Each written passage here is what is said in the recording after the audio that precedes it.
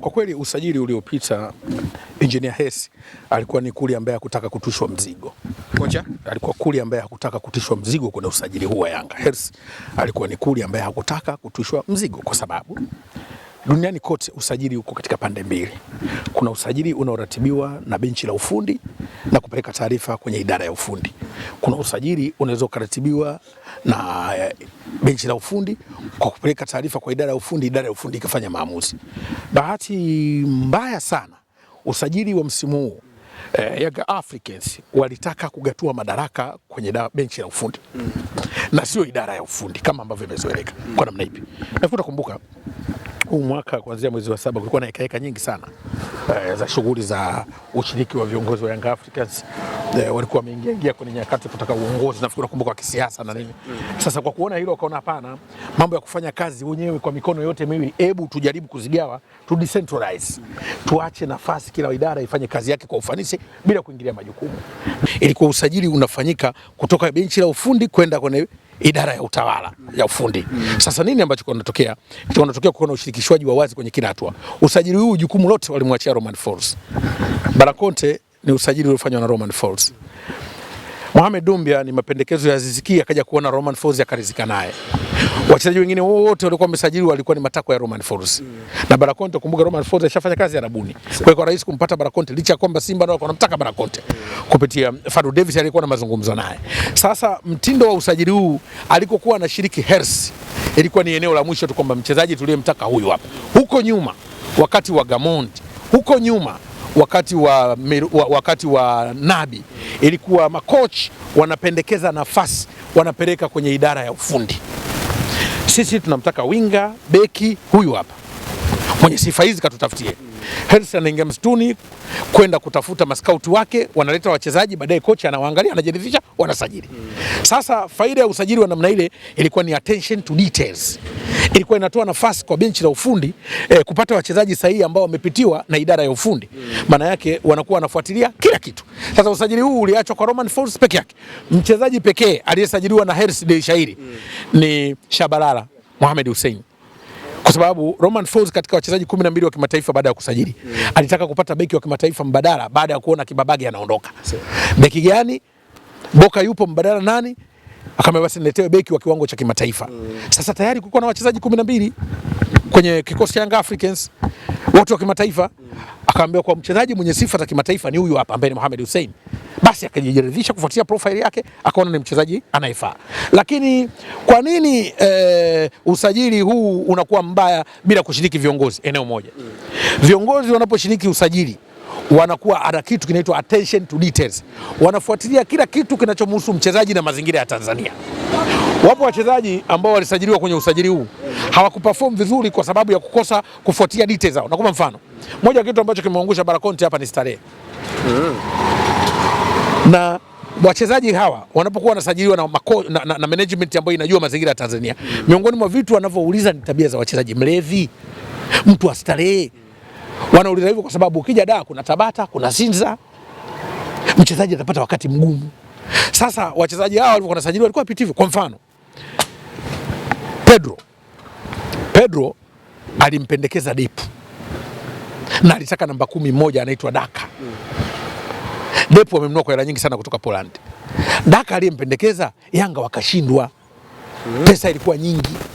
Yanga Afrika sikasema kwa gharama ya huyu si hatuwezi. Kilichofanyika Yanga akasema lakini kuna mchezaji Engineer Hersi anamshauri Pedro. Kuna mchezaji mzuri yuko Uganda AFCON. Hebu mfuatilie. Anamtaja nani? Okello. Pedro akasema ngoja nimuone. Pedro kamuona kwa mara ya kwanza Okello AFCON mechi ya Tunisia na Uganda.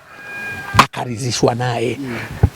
Kwa hiyo kaenda wamsajili. Na Pedro wakati wanamsajili Okello, Yanga walimtuma nafikiri kama mwanasheria wao, akaenda Uganda kufuatia ID. Kufika kule anakuta Simba nao wapo wanamtaka Okello. Simba walimkosa Okello kwa sababu ya mgogoro wa Manzoki, si za Manzoki. Okello alikuwa anakwenda Simba. Tena Okello alikuwa anauza dola 150. Alipoenda Simba akaambiwa dola 300. Na Simba walimkosa Okello kwa sababu ya mgogoro wa Manzoki. Viongozi wa wale Villa, ule mgogoro wa Manzoki aliletwa huku kiuni. bila kuwashirikisha viongozi na akafanyishwa matangazo kama mchezaji anayesajiliwa Simba. Viongozi wa ile klabu hawakuridhishwa kile kipindi.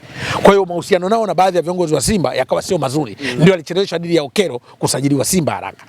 Kwa hiyo Hersi akawahi haraka kwa sababu ya mahusiano yake yeye na rais wa ile klabu alikotoka Okero. Kwa maelekezo ya kocha Pedro ndo akaenda. Buba Jame ni mapendekezo ya kocha. Sasa eneo ambalo unaweza kusema Hersi hajashiriki usajili ni eneo hili. Miaka ya nyuma ilikuwa wanapewa nafasi, wanatafuta wachezaji. Safari hii nafasi zinatajwa na makocha na mapendekezo ya wachezaji kwa makocha, wao wanabariki usajili. Na ndio maana Ali anajaribu kusema hivyo kwamba uwe ni ushiriki wa moja kwa moja kuanzia mchezaji anayependekezwa na kumjua anakujaje. Lakini unaweza kuleta wachezaji hapo wanashindwa kuendana na kasi za ligi yetu. Ndicho ambacho wanakisema. Kauli ya Kamwe ipo sahihi. Iko sahihi kwa hili ambalo tunasema. Hersi hajahusika kwenye usajili. Hajahusika, ni Kuli ambaye hakujitwisha mzigo. Hersi kwa usajili ni Kuli ambaye hakujitwisha mzigo. Hawa makocha walipewa mamlaka ya kutafuta wachezaji na kuliwaambia makocha tunataka huyu. Lakini kipindi cha nyuma ilikuwa unataja nafasi, unapeleka kwa management. Watu wanasema ni professional. Hata Ulaya sasa hivi imebadilika. Ndio maana kuna timu, kuna maditi, technical director huko, kuna technical director, wale sporting director, wakurugenzi wa ufundi ambao ukipendekeza nafasi wanakutafutia mtu, unaweza kupendekeza mchezaji na wao wakamkagua wakajiridhisha. Kwa nini? Ili kusiingie athari ya kupata mchezaji ambaye ndani kiwango. Kwa hiyo Young Africans usajili wao ulikuwa umejikita kwenye eneo hilo kwamba majukumu yote wa decentralize kwa coach. Kitu ambacho huko nyuma ilikuwa wanashiriki wao. Kocha anatoa nafasi waenda kutafuta watu. Ndio ujio wa kina Maxi, ujio wa kina Pacome, ujio wa kina huyu Djigui Diarra. Wale walikuja hapa washamba, hata ujanja wameupatia hapa. Kwa sababu walikuwa na attention to detail. So vipi mlevi sio? Anajua da kwa moto. Ukileta mchezaji mlevi acheze mpira. Maxi akitoka uwanjani kanisani. Djigui Diarra ndo kakaa kama ujanja akapata juzi mpaka anagombana viwanjani. Haya, Pacome ndo ujanja kaupatia hapa. Wamekuja hapa hata kuvaa hawajui. Lakini una wachezaji wamekuja hapa walikotoka huko tayari watu wa Bata. Wamekuja hapa huyu Barakonte mtu wa Bata. Kwa hiyo kondo hicho kitu ambacho kocha, unaamini kwamba Hersi akirudi Young Africans itakuwa ni ile ambayo watu wanaifahamu? Akirudi kwenye usajili ambao kama anautaka. Sio kurudi tu. Usajili wa Yanga msimu ujao temeni mate chini. Kocha, ninachokueleza hapa natangazia umma. Hiki nilichokuambia ukisikia kwa mtu yote. Kwamba usajili wa Yanga wa msimu ujao ni blanketi limechanika kwenye baridi. Blanketi lilochanika kwenye baridi. Usajili wa Yanga msimu ujao. Wameamua. Sio wameamua. Miongoni mwa wachezaji watakokuwa wanasajiliwa na Yanga na kutangazwa. Hutowaelezea, wanajieleza. Kwanza wana budget kubwa sana ya usajili. Kwanza wamekwenda kufanya scouting ngumu. Pili, watafanya usajili wa wachezaji wachache bora. Wachache bora waliocheza daraja kubwa. Usajili wa Yanga msimu ujao. Kwa sababu mwaka huu Yanga, kwani Yanga wana shida gani? Yanga kilichowamaliza ni tactical throwback. Majeraha kwenye kikosi chao. Ukisema fomu sasa Yanga ina fomu gani? Yanga zinaongoza ligi. Mechi zimechezwa 15, watu sijisaulisha, ligi haijaisha hii. Huwa furaha za timu zingine Simba, Azam zinaumiaga kipindi cha pili. Ligi ikianza. Ligi haijaisha jamani. Bingwa mtetezi hajamaliza. Bingwa mtetezi bado anaongoza ligi. Hili nalo liwekwe sawa. Na kumleta Mirud huyu Abdi Hamid Mwalin kwenye kosti ya Yanga. Hata mtu ukirogwa kama umezidiwa unatafuta mganga mpya. Ni kama mganga mpya Yanga kwenye uchawi wa zamani. Mwalin kwenda kuongeza kitu kwenye kosti ya Young Africans. Sawa, tuachane na hilo.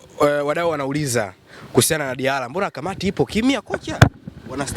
Wanategemea taarifa tayari. Kwa nini ukimya umetawala kwenye hii issue ya Diarra? Kamati inafanya kazi kwa muda wa kikanuni kufanya maamuzi. Ule muda wa kikanuni wa kufanya maamuzi wa kamati bado. Matukio yametokea mwishoni mwa juma. Nadhani kamati huwa inaketi baada ya siku 7. Ikishakaa siku 7 inatoa ripoti yake. Kwa hiyo tusubiri ripoti ya kamati. Muda bado hujafika. Na kamati itafanya kazi yake. Si jambo la kikanuni. Itafanya kazi. Wengi tayari mategemeo yao ni kuona Diarra anafungiwa, kuona na issue ya kikanuni zinavyosema. Kanuni iko wazi sana kwenye makosa yasiyokuwa ya kinidhamu na imebainisha mambo mengi. Nitashangaa kama Diarra hatapata adhabu. Binafsi nitashangaa. Wewe binafsi? Nitashangaa kama Diarra hatapata adhabu kwa namna ambavyo kanuni ziko wazi. Sababu wengi wanazungumza kuna zile issue ya double standard au wachezaji wakubwa wanapokuwa wachezaji tegemezi kwenye vikosi vyao, kuna ile kamati ni kama ina natumai unalijua hilo kocha. Double standard ilionyeshwa kwa Simba tu. Kwa yule nani Selemani Mwalimu. Lakini wachezaji wengine wote waliadhibiwa sawa sawa. Ndiko ambako tulishangaa kamati ya nidhamu ya bodi ya ligi ya usimamizi wa ligi. Lakini kiukweli haki itatendeka kwa sababu kinachozingatiwa ni kanuni, wala haina haja ya kutengeneza shinikizo. Ni kanuni tu, tuache zifanye kazi. Inaenda kuwa pigo hili kwa hakuna timu inakosa pigo kama unakosa mchezaji wa msingi kwenye kosa. Hata hiki tunachokizungumza kuhusu Young Africans na fomu yao ni kukosa baadhi ya wachezaji wao nyota, na hasa hizo mechi za mwisho wameanza kutumia wachezaji ambao hawapewi nafasi. Una Dube, una Depu kwenye kikosi, bado mnauliza timu icheze vizuri. Unamkosa Ibra Baka, unamkosa Jobu, bado mnataka timu icheze vizuri. Yaani familia haina baba na mama, mnataka watoto waishi kwa furaha. Kwa hiyo wakati mwingine lazima tukubali. Yanga kwenye hizo mechi za mwisho ni familia iliyokosa baba na mama, afu mnataka nyumba iwe na furaha. Ni ngumu kwa watu, lazima wafahamu haya mambo yanavyotokea. Sawa, tuachane na hilo, tuhamie kwa wekundu wa Msimbazi Simba. Elie Mpanzu Kibisawala ameongezwa. Unapomwongeza mchezaji wa kaliba ya Mpanzu mwenye uwezo, nguvu, kasi, anapiga, ana ufundi, ana pumzi, awe sehemu ya kikosi cha Simba katika kipindi ambacho Simba pia imepata wachezaji wa kaliba hiyo hiyo wanaweza kutengeneza timu katika mazingira yote, wakatumika kama kufuli na nyundo na ufunguo wake. Kishindo kufungua unapiga nyundo. Maana yake Mpanzu ni mchezaji ambaye anaweza kutumika kama nyundo kwa Simba. Tayari ni kurutubisha nishati. Kwa usajili wa Mpanzu ni usajili mkubwa sana kwenye kikosi cha Simba ambao utasaidia Simba kukua zaidi na kuonyesha ubora wa ziada kwenye timu. Licha ya kushuka kiwango kama wanavyosema, tukiwa tunamalizia anaongoza akiwa na assist 5. Hii inatoa tafsiri gani? Kwamba akiwa kwenye performance yake ni mchezaji hatari zaidi. Mpanzu ni mchezaji alijipambanua kwenye ligi yetu akiwa Simba msimu uliopita, na zaidi naona msimu huu anaweza kutoa faida sana kwa sababu atapata muda mwingi wa kupumzika na akiwa anacheza kwa ufanisi. Kwa mfano, rejea mechi ya Singida Black Stars. Unaona faida yake. Kwa Mpanzu unamtumia kama bisibisi kwenye mfuko wa kibaka.